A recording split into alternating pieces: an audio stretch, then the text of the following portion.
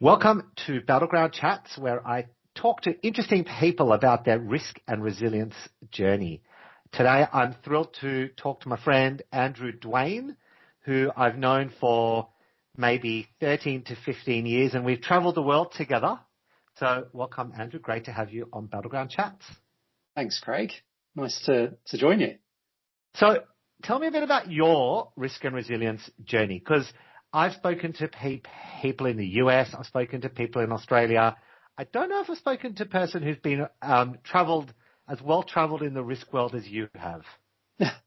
I was thinking about it this morning and thinking I've been in the business a long time of risk and resilience. But actually where I started was, I guess now we would call it cyber risk. But actually, what did you call it then? Well, I was working in computer network defense is what we called it back then in the early 2000s. So I came out of uni with a computer science degree and then worked for the Ministry of Defence and was doing intrusion detection and prevention stuff there. And that was really where I got my first introduction to project risk, was how I got started on my journey. So the UK Ministry of Defence were, obviously massive projects, whether it was computer networks or new destroyers. They had their new aircraft carrier that was being built at the time, and they were also into drones even in the early 2000s. And so project management was a huge capability for them, but within project management, risk management in particular. And so I started to get involved in taking on project risk management elements, and then that sort of started my journey on risk management. I moved into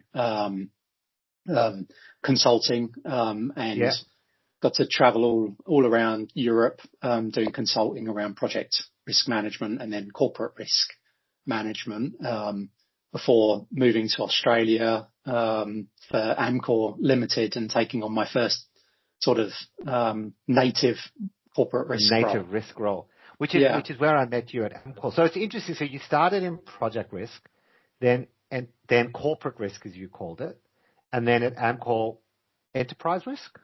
Yeah. And that was really sort of my first step into what I think the risk profession has started to grow into more, which is a much more expansive view around organizational risk or enterprise risk. And thinking about, third party risk management, business resilience and crisis management, insurance, and all of the elements that go around managing risk for organizations. So when I went to Amcor, so that was in 2010, the role also included financial compliance as well. Interesting. So even broader. Yes, and in those, and of course that was also elements around business continuity, which is where you and I started to work together.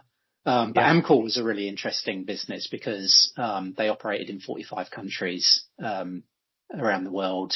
Had big, sort of sits between two big businesses, being their suppliers, the DuPonts of the world and others, and then their customers being Pepsi and Coca-Cola and other huge organizations. And so from a business resilience perspective, as you'll recall, a lot of the early days effort that was invested was being driven by the likes of Pepsi, where Pepsi were recognizing that, Amcor had a substantial part of their supply chain in the production of PET bottles. And, Pepsi were absolutely turning their minds to, well, what does this mean for resilience in our supply chain?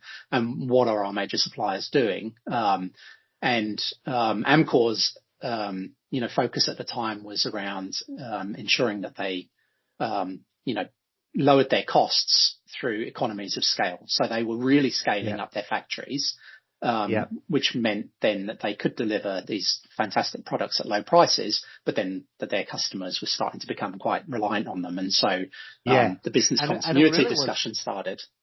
Exactly. And it really was just in time. I remember going with you to a bottling plant just outside New York, I think, where they had to constantly be supplying the bottles because Pepsi only had a few hours of bottles available at their bottling plant, which means that any breakdown along the way would stop the supply of Pepsi on the east coast of the US, which is not a small market for them. Yeah, exactly.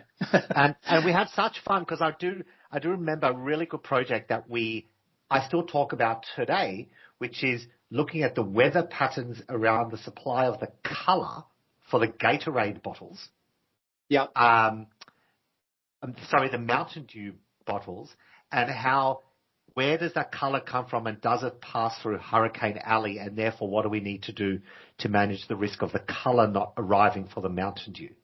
Yeah. I mean, it's going all the way through. So that really is true resilience, looking at the raw ingredients all the way through to how do we get the trucks out to the bottling plants and beyond. Yeah, exactly. And I mean, none of these, I think that's, when you invited me to come on the podcast, I was reflecting on, sort of my thoughts around what's changed in risk and resilience over my journey over 20 plus years. And honestly, not a lot, right? The concepts are the same. Yep. Everything around that has changed significantly in terms of tooling and capability, the expanse of the risk functions, and their position in organizations. But some of the concepts, that around the management of risk, supply chain resilience, those topics haven't changed. We're still using the same old tools like business impact analysis and business continuity plans. And, we've got better at automating those things, but they're still the same. I think the automation is the key. I like even the tools we used then. So what was that, 14 years ago when we met? We were doing BAs, but they were in Excel. Now it's much easier to do them online. Yeah. Looking at the mapping, Google Maps, we had to use Google Earth, and that was brand new. We didn't even have access to the full Earth yet. So you're right. The concepts are there. I mean, I do think at the time we were pretty advanced, but the concepts were there. The tools we've used, the way we do it now with AI, it can be done a lot easier.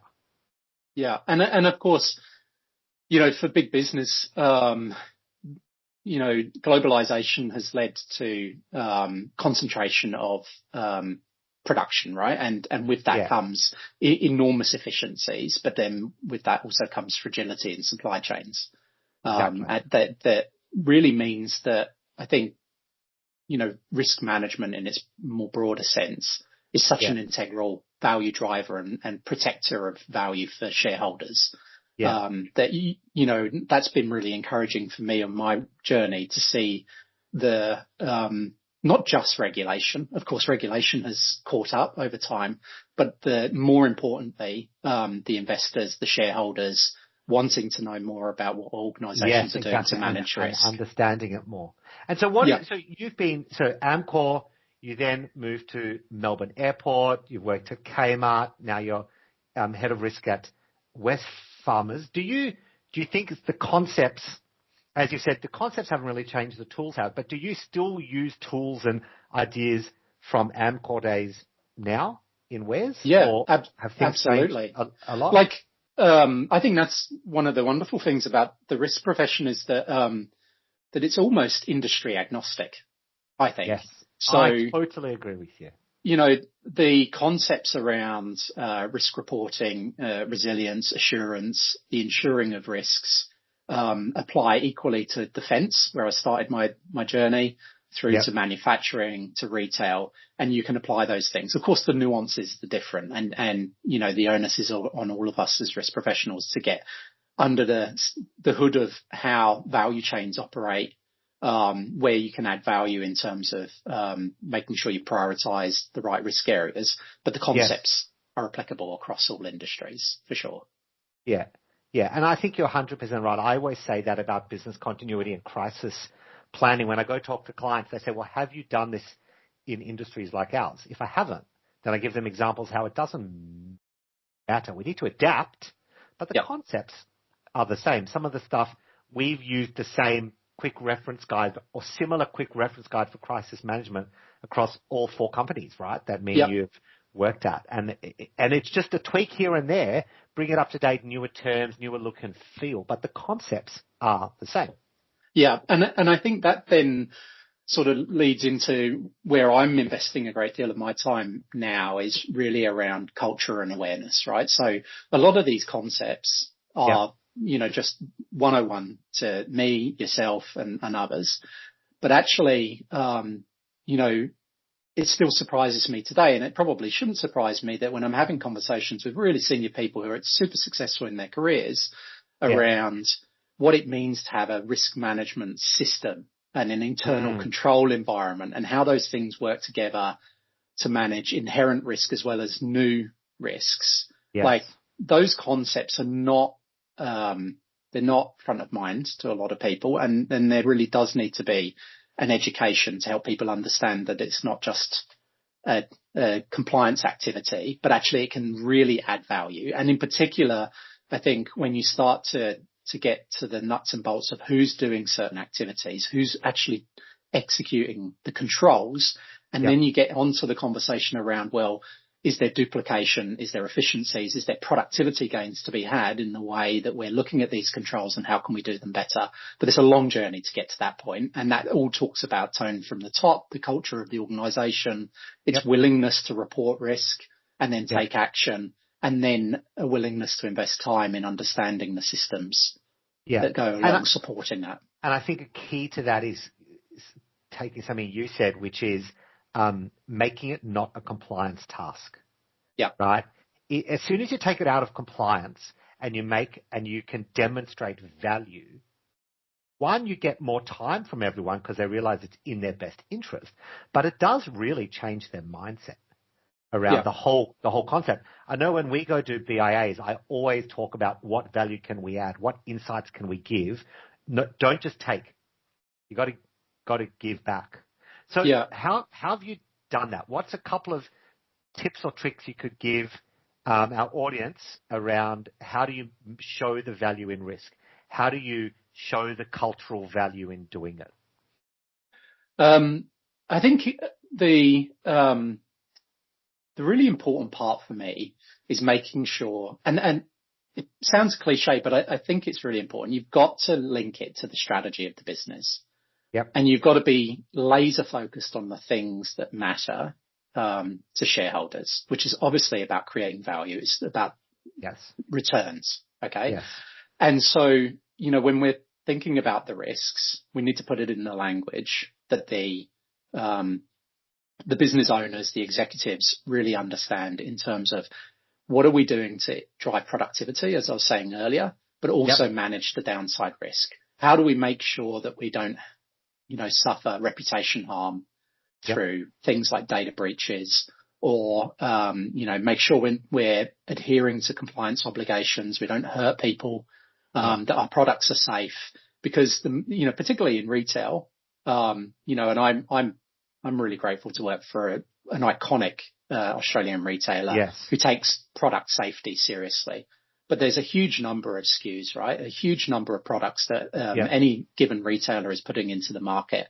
And it's really important that we ensure the safety of those products for our customers because the moment you lose that trust, it's gone really quickly. Brand damage. And I think that's the piece that, we can talk about reputation harm, brand damage, but the reality is that you build up goodwill with your customers through great products, low prices.